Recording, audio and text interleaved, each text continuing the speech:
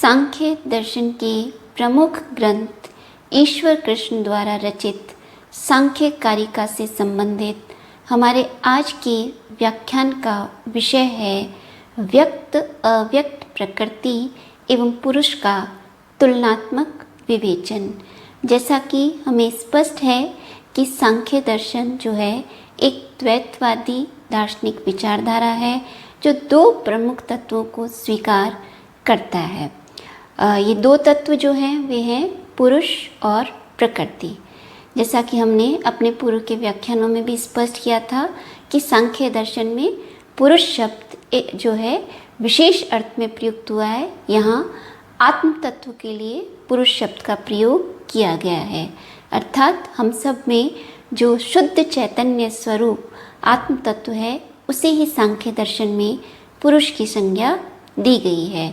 और जो पुरुष के अतिरिक्त इस संपूर्ण चराचर जगत में जो सूक्ष्म और स्थूल अचेतन तत्व है उसे प्रकृति की संज्ञा दी गई है।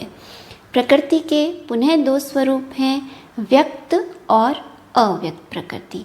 जो अव्यक्त प्रकृति है वह संपूर्ण चराचर जगत का मूलभूत कारण है। सांख्य कारिकाकार ने सत्कार्यवाद नामक कार्य कारण सिद्धांत के आधार पर इस अव्यक्त प्रकृति को ही संपूर्ण चराचर जगत का मूलभूत कारण स्वीकार किया है। अव्यक्त प्रकृति से जो तत्व जो व्यक्त होते हैं उन्हें व्यक्त प्रकृति की संज्ञा दी गई है। जब हम विकासवाद का अध्ययन करेंगे जो सांख्य दर्शन के जगत विषयक विकासवाद के क्रम को स्पष्ट करता है, तब हम देखेंगे कि किस प्रकार सांख्य दर्शन जो है अव्यक्त प्रकृति से व्यक्त तत्वों के विकास के स्वरूप का विवेचन करता है। सांख्य दर्शन में जो पुरुष और प्रकृति के अतिरिक्त जो 23 व्यक्त तत्व हैं वे इस प्रकार हैं: महत, अहंकार, पंच ज्ञानेन्द्रियाँ, पंच कर्मेंद्रियाँ, पंच तन्मात्राएँ, पंच महाभूत और मन। ये कुल जो है 23 तत्व हैं और इन 23 तत्वों को सांख्य कारिकाकार ने जो है व्यक्त तत्वों की संज्ञा दी गई है। यद्यपि प्रकृति जो है व्यक्त और अव्यक्त दोनों ही प्रकृति के स्वरूप हैं, लेकिन इनमें कुछ भेद हैं और इन भेदों को सांख्य कारिकाकार ने 10वीं कारिका में व्यक्त और अव्यक्त प्रकृति का तुलनात्मक विवेचन स्पष्ट किया है, जिससे ये स्पष्ट होता है कि सांख्य दर्शन द्वारा प्रतिपादित जो ये दो प्रमुख तत्व हैं पुरुष और पुरुष के अतिरिक्त प्रकृति के जो व्यक्त और अव्यक्त स्वरूप हैं इनमें वास्तव में अंतर क्या है। ये दोनों जो तत्व हैं एक ही प्रकृति के होते हुए भी इनमें कुछ भिन्नताएं हैं। उन भिन्नताओं को सांख्य कारिकाकार ने अपने 10वीं कारिका के माध्यम से स्पष्ट किया है। 10वीं कारिका जो है वो इस प्रकार है: हेतुमत, अनित्यम, अव्यापी, सक्रियम, अनेकम, आश्रितम, लिंगम, साअवयवम, परतंत्रतम, व्यक्तम, विपरीतम, अव्यक्तम। अर्थात जो व्यक्त तत्व है यानी प्रकृति के जो भी हमने 23 विकार स्पष्ट किए, महत, अहंकार, मन, पंच ज्ञानेन्द्रियाँ, पंच कर्मेंद्रियाँ, पंच तन्मात्राएँ और पंच महाभूत, ये जो व्यक्त तत्व हैं ये इनकी जो पहली विशेषता है वह क्या है कि ये हेतुमत हैं, यानी कि ये कारण इनका कोई ना कोई कारण है। जैसे कि महत्व का कारण जो है अव्यक्त प्रकृति है, अहंकार का कारण जो है महत्व है और तन्मात्राओं का कारण जो है वह अहंकार है। और जो पंच ज्ञानेन्द्रियाँ, पंच कर्मेंद्रियाँ हैं ये जो हैं अहंकार के स्वरूप होते हुए जो पंच तन्मात्राओं से पंच महाभूतों की उत्पत्ति होती है, तो पंच महाभूतों का कारण भी पंच तन्मात्राएँ हैं। तो सांख्य कारिकाकार ये स्पष्ट करते हैं कि जो प्रकृति का व्यक्त स्वरूप है वह हेतुमत है, यानी उसका कोई ना कोई कारण है, जबकि जो अव्यक्त प्रकृति है वह अहेतुमत अर्थात उसका कोई कारण नहीं है। मूल प्रकृति जो है संपूर्ण जगत का कारण है, लेकिन उसका कोई कारण नहीं है। हमने ये स्पष्ट किया था कि यदि प्रकृति अव्यक्त प्रकृति का कारण भी किसे माना जाए तो फिर अनवस्था दोष उत्पन्न हो जाएगा। इसलिए सांख्य कारिकाकार ने अव्यक्त प्रकृति को अहेतुमत कहा है। प्रथम विशेषता व्यक्त जो है वह हेतुमत है, अव्यक्त जो है अहेतुमत है। व्यक्तम जो हेतुमत अनित्यम। अब जो व्यक्त जो विकार हैं प्रकृति के वे सब कैसे हैं? अनित्य, यानी नश्वर है। जिनकी उत्पत्ति हुई है उनका नाश भी होता है। यहाँ ये स्पष्ट करना आवश्यक है कि सांख्य दर्शन में उत्पत्ति और नाश जो है, उन उत्पत्ति का अर्थ यानी कि एकदम नवीन उत्पत्ति। उत्पत्ति का यहाँ अभिप्राय है आविर्भाव। जो अव्यक्त था उसका व्यक्त होना या उसका आविर्भाव होना ही क्या है? उसकी उत्पत्ति है। और नष्ट होने का यहाँ क्या अभिप्राय है? अपने मूलभूत कारण में उसका लीन हो जाना ही उसका नाश है। तो इस प्रकार सांख्य कारिका में जो या सांख्य दर्शन में जो है उत्पत्ति और विनाश विशेष अर्थ में प्रयुक्त हुए। उत्पत्ति का अर्थ है आविर्भाव और नाश का अर्थ है तिरोभाव। तो व्यक्त तत्व जो है वो कैसे हैं? अनित्य, और अव्यक्त प्रकृति जो है वह कैसी है? नित्य है, स्थायी है और शाश्वत है। इसलिए सांख्य कारिकाकार ने अव्यक्त प्रकृति को मूलभूत तत्व के रूप में स्वीकार किया है, लेकिन उसके जो विकार हैं उन्हें अनित्य नहीं कहकर उन्हें नित्य कहा है। यानी मूलभूत प्रकृति अव्यक्त प्रकृति कैसी है? नित्य, और उसके जो विकार हैं वे कैसे हैं? अनित्य। हेतुमत अनित्यम अव्यापी। जो व्यक्त तत्व हैं वे अव्यापी हैं, यानी कि वे सीमित स्थान वाले हैं, संकीर्ण हैं, वे सर्वव्यापक नहीं हैं। जबकि जो मूलभूत प्रकृति अव्यक्त प्रकृति है वह कैसी है? सर्वव्यापी है। हेतुमत अनित्यम अव्यापी सक्रियम। प्रकृति के जितने भी विकार हैं वो सक्रिय हैं, इनमें क्रियाशीलता पाई जाती है और ये सतत सक्रिय बने रहते हैं। जबकि जो मूलभूत प्रकृति है वो कैसी है? अपनी साम्य अवस्था में निष्क्रिय है। जब सृष्टि का प्रारंभ होता है तो तीनों गुणों में जो क्षोभ उत्पन्न होता है तो उससे इन जो व्यक्त प्रकृति के स्वरूप है उनमें सक्रियता आ जाती है। इसीलिए सांख्य कारिकाकार व्यक्त तत्वों को सक्रिय कहते हैं और जबकि अव्यक्त प्रकृति को निष्क्रिय। हेतुमत अनित्यम अव्यापी सक्रियम अनेकम। जो व्यक्त तत्व हैं वो कैसे हैं? अनेक हैं, और मूलभूत प्रकृति यानी अव्यक्त जो है वो कैसा है? एक है। यानी प्रकृति के विकार अनेक हैं लेकिन मूलभूत प्रकृति जो है वो कैसी है? एक है। हमने जैसे स्पष्ट किया कि जो व्यक्त तत्व हैं वह हेतुमत हैं, अनित्यम हैं, अव्यापी है, सक्रियम है, अनेक हैं और ये आश्रित भी हैं, क्योंकि ये अपने कारण पर निर्भर हैं, इनकी स्वतंत्र सत्ता नहीं है। अतः प्रकृति के जो विकार हैं, व्यक्त तत्व जितने भी हैं, वे कैसे हैं? आश्रित हैं। किस पर? अपने कारण पर, इनकी स्वतंत्र सत्ता नहीं है। जबकि मूलभूत प्रकृति जो अव्यक्त तत्व है वह कैसा है? स्वतंत्र, क्योंकि वह अपने अस्तित्व के लिए किसी अन्य पर निर्भर नहीं है।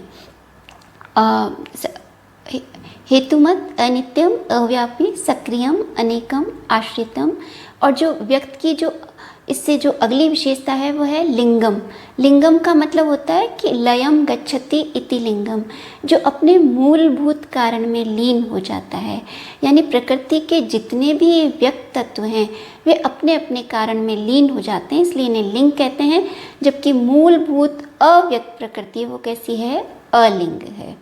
और ये जो प्रकृति के व्यक्त तत्व हैं वो कैसे हैं? परतंत्र, इनकी स्वतंत्र सत्ता नहीं है क्योंकि ये अपने कारणों पर आश्रित है। जैसा कि हमने स्पष्ट किया, ये इनका स्वतंत्र जो है इनका अस्तित्व नहीं है, ये अपने मूलभूत कारण अव्यक्त प्रकृति पर आश्रित हैं, इस कारण ये प्रतंत्र हैं। जबकि मूलभूत प्रकृति जो है वो कैसी है? स्वतंत्र है, क्योंकि वह अपने अस्तित्व के लिए किसी और पर निर्भर नहीं है। इस प्रकार सांख्य कारिकाकार ने 10वीं कारिका में व्यक्त और अव्यक्त का तुलनात्मक विवेचन करते हुए ये स्पष्ट किया है कि सांख्य दर्शन में जो ये प्रकृति के दो स्वरूप हैं, अव्यक्त प्रकृति और व्यक्त प्रकृति। अव्यक्त प्रकृति इस जगत का मूलभूत कारण है जो अत्यंत सूक्ष्म है, और जो प्रकृति के विकार हैं जो विकासवाद के द्वारा, विकास के क्रम के द्वारा व्यक्त होते हैं, वे तत्व व्यक्त हैं। व्यक्त तत्व जैसा कि हमने स्पष्ट किया 23 तत्व हैं। और ये 23 तत्व कैसे हैं? हेतुमत, अनित्यम, अव्यापी, सक्रियम, अनेक हैं, आश्रित हैं, लिंग हैं और परतंत्रता से युक्त हैं। जबकि इसके विपरीत जो है, इन सब से विपरीत अर्थात जो मूलभूत प्रकृति है वह कैसी है? अहेतुमत, नित्यम, व्यापक है, अनाश्रित है, एक है, स्वतंत्र है, निरवयव है और जो है अलिंग है। इस प्रकार सांख्य कारिकाकार ने अपनी इस 10वीं कारिका के माध्यम से व्यक्त और अव्यक्त में जो भिन्नताएं हैं उन्हें स्पष्ट करने का प्रयास किया है। सांख्य कारिकाकार ने सांख्य कारिका की जो 11वीं कारिका है, उस 11वीं कारिका में प्रकृति के जो स्वरूप हैं व्यक्त और अव्यक्त तथा पुरुष यानी जो शुद्ध चैतन्य स्वरूप आत्म तत्व है उसका तुलनात्मक विवेचन किया। अभी हमने देखा कि व्यक्त और अव्यक्त में क्या अंतर है। अब सांख्य कारिकाकार जो अपनी 11वीं कारिका है उसमें ये स्पष्ट करते हैं कि व्यक्त अव्यक्त प्रकृति एवं पुरुष में जो है वह क्या भिन्नताएं हैं। सांख्य कारिकाकार मूलभूत प्रकृति एवं पुरुष में अंतर स्पष्ट करते हुए कहते हैं त्रिगुणम अविवेकी विषय सामान्यम अचेतनम प्रसवधर्मी व्यक्तम तथा प्रधानम तद विपरीतः च पुमान। अर्थात सांख्य कारिकाकार ये स्पष्ट करते हैं कि जो व्यक्त प्रकृति और उनका मूलभूत कारण जो अव्यक्त प्रकृति तथा पुरुष है उसमें क्या अंतर है। पहला वो ये कहते हैं कि अव्यक्त प्रकृति एवं व्यक्त प्रकृति जो है वो कैसी है? त्रिगुणात्मक। त्रिगुणात्मक अर्थात सत्व, रज एवं तमोगुण से युक्त होने के कारण इन्हें क्या कहा गया है? त्रिगुणात्मक कहा गया है। जबकि पुरुष जो है वह सत्व, रस एवं तमोगुणों से जो है रहित है, इसलिए उसे क्या कहा गया है? त्रिगुणातीत की संज्ञा दी गई है। और जो प्रकृति एवं प्रकृति के जो विकार व्यक्त तत्व हैं वो कैसे हैं? अविवेकी। जबकि पुरुष जो है वो कैसा है? विवेकी है, जो अपने कारण और कार्य में पृथक विभाजन कर सके उसे ही विवेकी कहा गया है। मूलभूत प्रकृति क्योंकि अचेतन है इसलिए वह कारण और कार्य की भेद उसमें करने की क्षमता नहीं है। तो पुरुष जहाँ विवेकी है वहीं प्रकृति के जो विकार हैं वो कैसे हैं? प्रकृति एवं प्रकृति के विकार जो हैं वो कैसे हैं? अविवेकी। त्रिगुणम अविवेकी सामान्यम, जो मूलभूत प्रकृति और उसके विकार हैं वो कैसे हैं? सामान्य। जबकि पुरुष जो है वो कैसा है? विशेष। त्रिगुणम अविवेकी सामान्यम अचेतनम, जो मूलभूत प्रकृति अव्यक्त प्रकृति है और उसके जो विकार हैं वो कैसे हैं? अचेतन। क्योंकि ये मूलतः अचेतन तत्व है, प्रकृति के विकार भी अचेतन हैं। जबकि पुरुष जो है वो कैसा है? शुद्ध चैतन्य स्वरूप है। इसलिए जहाँ प्रकृति एवं प्रकृति के विकार अचेतन है वहीं पुरुष जो है वह शुद्ध चैतन्य स्वरूप है। प्रकृति एवं प्रकृति के विकार जो हैं वह जो है विषय है, जबकि पुरुष जो है इन सब का विषयी या ज्ञाता है और ये जो है हमारे ज्ञान के विषय हैं। सांख्य कारिकाकार व्यक्त और अव्यक्त की जो एक अन्य विशेषता बताते हैं वह है प्रसवधर्मी। प्रसवधर्मी अर्थात प्रकृति जो मूलभूत प्रकृति अव्यक्त प्रकृति एवं इसके विकार जो हैं वो प्रसवधर्मी यानी उनमें निरंतर परिणामशील हैं, उनमें निरंतर परिवर्तन हो रहा है। और ये परिवर्तन जो है दो प्रकार के हैं, सरूप परिवर्तन और विरूप परिवर्तन। जब हम विकासवाद की व्याख्या करेंगे तो इन्हें विस्तार से स्पष्ट करेंगे। सरूप परिवर्तन का यहाँ अभिप्राय है सत्वगुण का सत्वगुण में, रजोगुण का रजोगुण में और तमोगुण का तमोगुण में जो परिवर्तन होता है। और विरूप परिवर्तन जब ये तीनों गुण जो होते हैं इनमें से एक गुण जो है अन्य गुणों को दबाकर अधिक सक्रिय होता है तो उसको हम विरूप परिणाम कहते हैं। और प्रकृति के जो विकार हैं ये निरंतर परिणामशील होने के कारण क्या कहलाते हैं? प्रसवधर्मी, जबकि पुरुष जो है वह शुद्ध चैतन्य स्वरूप अविकारी तत्व होने के कारण अप्रसवधर्मी है, अर्थात पुरुष से कोई विकार व्यक्त नहीं होता है। इस प्रकार 11वीं कारिका में सांख्य कारिकाकार ईश्वर कृष्ण ने व्यक्त अव्यक्त प्रकृति तथा पुरुष का तुलनात्मक विवेचन इस करते हुए ये स्पष्ट किया है कि जहाँ अव्यक्त एवं व्यक्त प्रकृति त्रिगुणात्मक सत्व रस एवं तमोगुण से युक्त है, वहीं पुरुष जो है त्रिगुणातीत है। और जो प्रकृति और उसके व्यक्त विकार जो हैं अविवेकी हैं, जबकि पुरुष विवेकी है। प्रकृति एवं इसके विकार सामान्य हैं, जबकि पुरुष जो है विशेष है। अव्यक्त प्रकृति एवं इसके विकार जो हैं विषय हैं, जबकि पुरुष जो है विषयी है, अर्थात वह ज्ञाता है।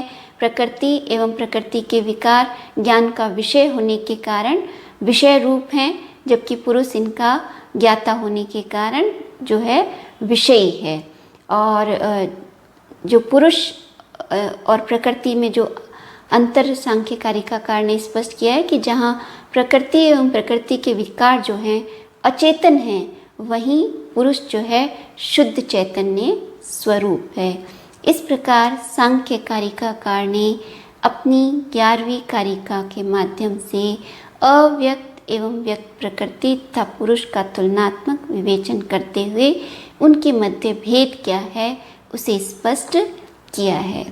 आज के व्याख्यान में हमने देखा कि सांख्य कारिकाकार ने 10वीं एवं 11वीं कारिकाओं के माध्यम से अपने दो मूलभूत तत्व जो हैं पुरुष और प्रकृति के व्यक्त एवं अव्यक्त स्वरूप का तुलनात्मक विवेचन स्पष्ट किया है। और इनमें जो मुख्य अंतर हैं वो क्या हैं वो स्पष्ट किए हैं। यहाँ ये भी स्पष्ट करना आवश्यक है कि 11वीं कारिका में जो हमने देखा कि त्रिगुणात्मक, अविवेकी, विषय, सामान्य, अचेतन, प्रसवधर्मी, ये जो गुण हैं ये अव्यक्त प्रकृति के भी हैं और व्यक्त प्रकृति के भी हैं, किंतु पुरुष इन गुणों के विपरीत स्वभाव वाला है। इस प्रकार आज के इस व्याख्यान में हमने सांख्य दर्शन के इन दोनों तत्वों का तुलनात्मक विवेचन किया है। आज के व्याख्यान से संबंधित हमारे कुछ महत्वपूर्ण प्रश्न जो हैं वो इस प्रकार हैं। अव्यक्त प्रकृति और व्यक्त प्रकृति में अंतर क्या है उन्हें स्पष्ट कीजिए। सांख्य दर्शन के मतानुसार व्यक्त और अव्यक्त प्रकृति का तुलनात्मक विवेचन स्पष्ट कीजिए। व्यक्त और अव्यक्त प्रकृति में कौन कौन सी समानताएं हैं उन्हें स्पष्ट कीजिए। व्यक्त एवं अव्यक्त प्रकृति तथा पुरुष में क्या भिन्नताएं हैं उन्हें स्पष्ट कीजिए। एक प्रश्न ये भी हो सकता है कि सांख्य कारिकाकार के मतानुसार प्रकृति के अव्यक्त एवं व्यक्त स्वरूप तथा पुरुष का विस्तार पूर्वक तुलनात्मक विवेचन प्रस्तुत कीजिए। आज के व्याख्यान में हमने इन सभी महत्वपूर्ण प्रश्नों पर विचार कर इन्हें स्पष्ट करने का प्रयास किया।